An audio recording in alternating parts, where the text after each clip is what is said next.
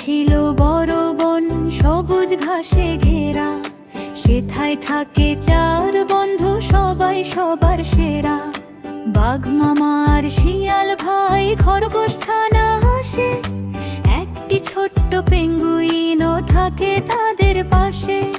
বাঘ বলে আজ খেলা হবে, চলো সবাই ছুটি,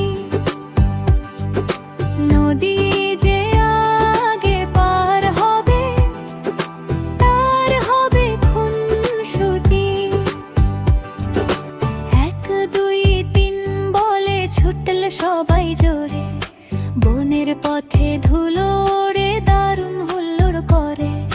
হঠাৎ করে গর্তে পড়ে খরগোশ দিল ডাক, বাঁচাও আমায় বন্ধুরা, সব কোথায় তোমরা থাক।